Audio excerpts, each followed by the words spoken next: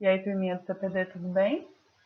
Vamos lá, então. Agora a gente começa a entrar num conteúdo que ele é um pouco mais voltado para a geografia física e a gente vai começar a estudar, então, sobre o Brasil. A gente vai estudar a geologia e a morfologia do relevo brasileiro. Mas para a gente entender, principalmente a morfologia do relevo brasileiro, a gente precisa voltar em alguns conceitos básicos. Então, vocês vão ver que a nossa lista de exercícios, dessa vez, ela vai estar um pouco diferente do que ela é normalmente.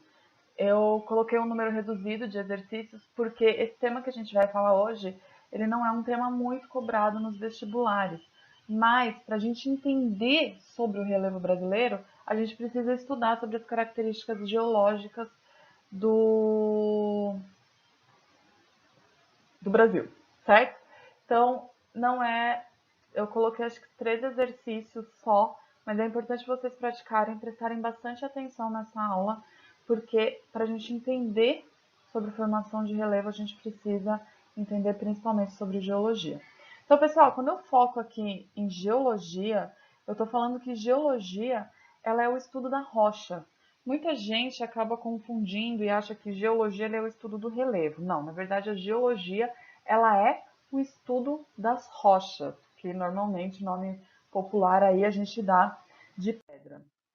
E aí, quando a gente pega, ou dá um exemplo aqui da Pedra Grande de Atibaia, a gente acha que ela é uma coisa que ela demorou 100, 200 anos para se formar, mas normalmente quando a gente fala de rocha, a gente está falando de uma rocha que ela demora milhões, às vezes bilhões de anos para se formar. Então a gente volta a pensar aí, como é que a gente tem a formação, a origem de tudo? Há 14, 15 bilhões de anos atrás, a gente tem o Big Bang, certo? Big Bang é que deu origem ao universo. E lembra que esse universo está sempre se expandindo. É como se eu pegasse uma bexiga e dessa bexiga eu fizesse vários pontinhos nela vazia com a galáxia. E aí, conforme eu vou enchendo, elas vão se expandindo, certo? Então, uma coisa que vocês têm sempre que lembrar que o universo está sempre se expandindo. E aí, a gente entra agora na história de fato do nosso planeta.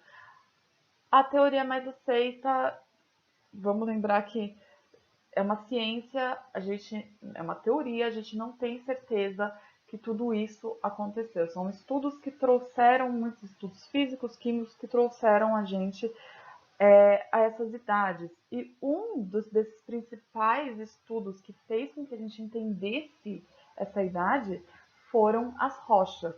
Então, por isso que a gente fala que as rochas, elas contam a história do nosso planeta Terra. Eu coloquei aqui para vocês um calendário cósmico muito legal, acho bem legal a gente discutir um pouco sobre isso, que ele é, se você pegar um ano nosso, ele vai contar da formação desde a teoria do Big Bang até a chegada do homem. Então a gente começa aqui, ó. Se a gente pegar janeiro, no dia 1º de janeiro, meia-noite, a gente tem o Big Bang. O Big Bang que deu origem à matéria, ao espaço e ao tempo. E aí eu vou ter isso no mês de janeiro, fevereiro, março, abril. Em maio, no dia 1º de maio, eu começo a ter a origem da Via Láctea, que é a galáxia que a gente mora, certo? Aí eu vou ter junho, julho, agosto. Em setembro, no dia 9 de setembro, eu começo a ter a origem do nosso sistema solar. E só no dia 14, que seria o início da formação da Terra. E aí, dia 25, o surgimento da vida na Terra. Pessoal, quando eu falo formação da Terra, a gente tem que lembrar que a Terra, antigamente, ela era uma bola de fogo. Ela não tinha nada, a gente não tinha nem litosfera, a gente não tinha crosta terrestre, ela era uma bola de fogo. E aí, no dia 1º de outubro, a gente tem o aparecimento dos primeiros micro-organismos sexuados. Dia 12, as plantas fotossintéticas. Dia 15, as primeiras células. E aí, olha só, em dezembro é quando praticamente todos os acontecimentos da Terra que a gente conhece hoje, que fez com que a gente tenha essas características, elas começam a acontecer. Então, olha só, no dia 20, no dia 31 de dezembro, às 23h59, 59 a gente tem o renascimento da Europa, viagens de descobrimento, entra no século XV, olha só. No dia 31 de dezembro, às 10h30, surgem os primeiros seres humanos modernos. Eu acho bem legal esse calendário cósmico para ele ajudar a gente a entender mais ou menos como que foi a formação do planeta Terra no nosso ano, no nosso tempo. E aí eu vou entrar então nas eras geológicas. Eu tenho a primeira era, que aconteceu 4 bilhões de anos atrás, que daí eu entro aqui na era geológica,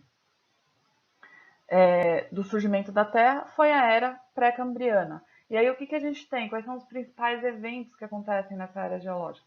As primeiras formas de vida e a formação dos escudos cristalinos. Nós vamos estudar sobre isso na aula de relevo, certo? Nossa. E aí a gente tem depois, olha só, 320 milhões de anos atrás, olha quanto tempo dura o período pré-cambriano. Ele dura aí 3 bilhões e meio, mais ou menos, de anos atrás. Então, durante 3 bilhões e meio, a gente só tem aí essas características desses principais eventos acontecendo na Terra. E aí, dentro do período paleozoico, a gente começa a ter surgimento dos répteis, dos peixes, do primeiro continente, a Pangeia. Eu vou falar rapidamente aí um pouco sobre a teoria da deriva continental. Eu vou ter as eras do gelo, a formação da floresta, os tipos de rocha. E aí eu vou ter a era mesozoica, que foi há 170 milhões de anos atrás, que é a era dos dinossauros. Ó, coloquei aqui uma camiseta do dinossauro só para retratar um pouco do que a gente está falando. Aí eu tenho o surgimento dos dinossauros e na mesma era eu tenho uma extinção dos dinossauros. E aqui eu começo a ter uma divisão. Essa divisão a gente também vai ver que é a teoria da deriva continental. E aí eu tenho o período Cenozoico, que ele é dividido, a era Cenozoica, que ele é dividido em 2 períodos, que é a formação atual dos continentes, há 70 milhões de anos atrás. Lembrando que os continentes eles estão sempre em transformações. Eu tenho o surgimento das aves, formação das montanhas, e aí, há 1 milhão de anos atrás, eu começo a ter então o surgimento do homem, certo? Então, pessoal, tudo isso está relacionado com as rochas. Quem ajudou a gente a entender todo esse período foram as rochas. E aí, então, o que são eras geológicas? É a tentativa da gente estabelecer uma cronologia de fatos que aconteceram na história geológica do nosso planeta. Aqui ele está citando tudo que eu expliquei ali na tabelinha, mas eu deixei para vocês estudarem, certo? Aqui uma outra maneira da gente observando, olha só, quando vai formando petróleo e gás, os insetos, os alpes, os macacos. Eu acho bem legal essa imagem também, para vocês irem estudando, tentando responder os exercícios, certo? E aí a gente vai entrar na estrutura geológica do nosso planeta. Pessoal, quando eu pego estrutura geológica, vamos ver se vai dar certo, aqui que eu mudei o slide sem querer.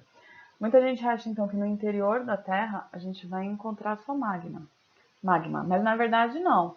No interior, nesse núcleo da Terra, a gente vai encontrar ferro e níquel, certo? Ferro e níquel líquido. O manto, sim, é só magma. E a crosta é onde a gente está. É mais conhecido também como litosfera. Vamos imaginar assim, lembra que eu falei para vocês que o nosso planeta, quando ele surgiu, ele era uma bola de fogo? Então pensa que você está tomando uma sopa e você deixa essa sopa esfriando. A parte fininha da sopa, se você deixar ela por muito tempo, não vai formar uma crosta durinha. Claro que ela é bem fininha, se colocar a colher, ela vai furar.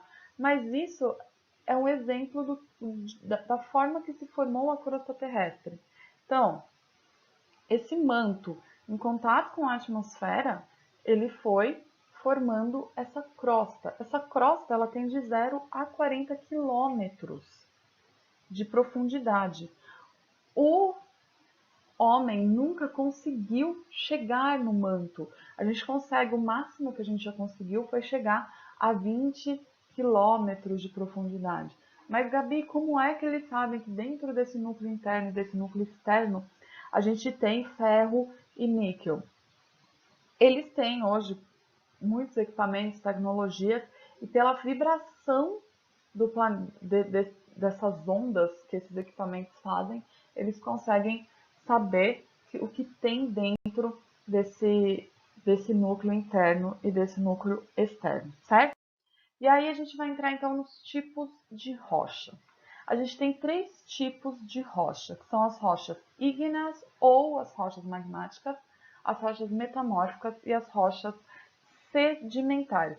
Pessoal, é muito fácil da gente associar os tipos de rocha pelos nomes. Então, olha só, eu gosto bastante desse esqueminha. Aqui eu tenho um manto, certo? Lembra que o manto é a camada abaixo da crosta terrestre. Então, aqui eu tenho um manto. Quando essa lava ela entra em contato com a superfície terrestre, ela acaba se tornando sólida. Então, eu começo a ter o primeiro exemplo de uma rocha magmática, que tem a ver com o magma. Pessoal, toda rocha, vocês podem tentar fazer isso agora nesse período de quarentena. Tenta pegar uma pedrinha pequena e deixa ela fora da casa de vocês. Todo tipo de rocha ele vai sofrer um processo de erosão. Quais são os agentes erosivos? O vento, a chuva, o ar, a água, tudo isso é um processo, o sol, tudo isso é um processo erosivo. Então, se eu pegar essa rocha e deixar ela ali sofrendo toda essa erosão desses acontecimentos naturais, ela solta um pozinho. Vocês podem tentar pegar qualquer pedrinha que vocês verem na rua e esfregar o dedo nela, que vocês vão ver que ela está soltando um pozinho. Esse pozinho a gente está chamando de sedimentação. Essa sedimentação, com milhões de anos, ela vai se compactando em outra região.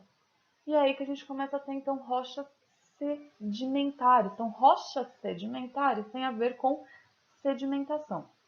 Lembra que eu falei da questão do dinossauro, do petróleo? Que o petróleo a gente acha em rochas sedimentares porque é pela decomposição dos fósseis.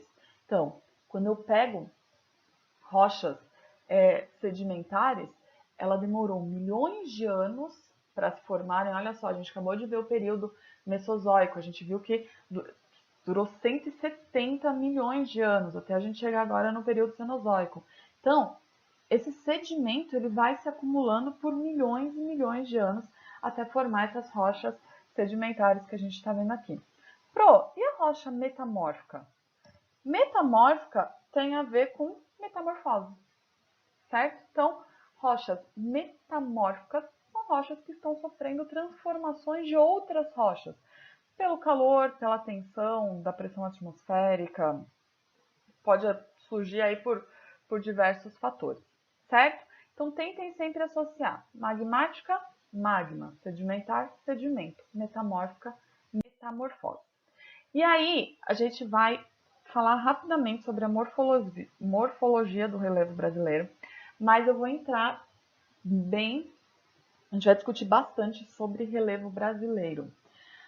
Quando a gente fala do nosso relevo, a gente está falando de um relevo bem antigo, que surgiu aqui nos períodos da era arqueozoica e proterozoica, que é a era pré-cambriana. Então, lembra ali a primeira era que durou 3 bilhões e meio de milhões de anos. A gente tem ausência de movimentos no nosso território. Pessoal, se eu pegar aí, eu vou mostrar para vocês um mapinha das placas tectônicas. O Brasil está no centro de uma placa tectônica. Movimentos tectônicos eles só acontecem quando vocês estão em contato com placas tectônicas. E aí que eu vou ter terremotos, formação de montanhas. Então eu posso falar que o Brasil a gente não tem montanhas?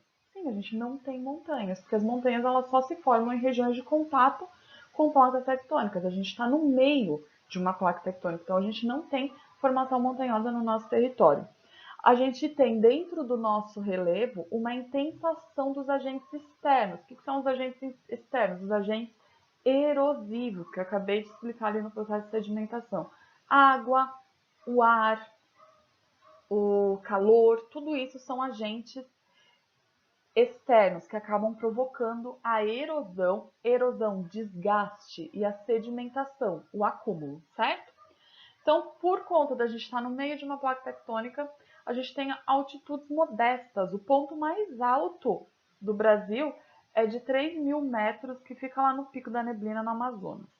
E aí a gente tem o predomínio do relevo de planaltos, planícies e depressões. Pessoal, eu vou explicar depois na próxima aula que a gente vai dar só sobre relevo brasileiro. Mas é importante que vocês já saibam o que é um planalto, uma planície e uma depressão. Vou falar rapidamente aqui. Planalto é um local em que eu tenho um ponto mais elevado com o topo achatado. As planícies, o próprio nome já diz, plano. É um local plano que fica próximo à água. E depressão. Depressão, ela é o ponto mais baixo dentro de dois pontos mais elevados. Certo? Tranquilo aqui?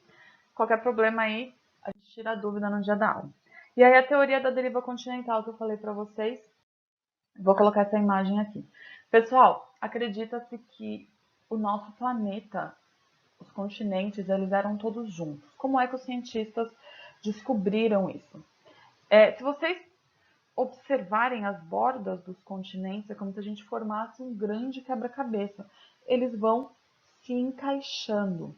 Então, a teoria da deriva continental é que a gente tinha os continentes todos juntos, a gente deu o nome de Pangeia. Quando os cientistas começaram a estudar sobre isso, o primeiro cientista aí que surgiu, que de fato estudou a fundo, foi o Alfred Wegener, ele mostra pra gente que eles começaram a achar plantas que só eram típicas na África, eles acharam na Austrália. Animais que só eram típicos da América do Sul, eles acharam no continente asiático. E como isso era possível? Animais terrestres dentro do continente asiático, eles não sabiam voar. Então, tudo isso foram estudos que eles chegaram à conclusão de que todos os continentes, antigamente, eles eram um só. A gente deu o nome de Pangeia com o oceano, que a gente deu o nome de Pantalapa, certo? E aí depois a gente começa a ter um processo da Laurásia e da Gondwana, que a gente está vendo aí, ó. América do Norte e a Euroásia, elas ficam ao norte e o restante fica ao sul. E aí, depois de milhões de anos, a gente tem essa imagem que a gente está vendo no mundo moderno.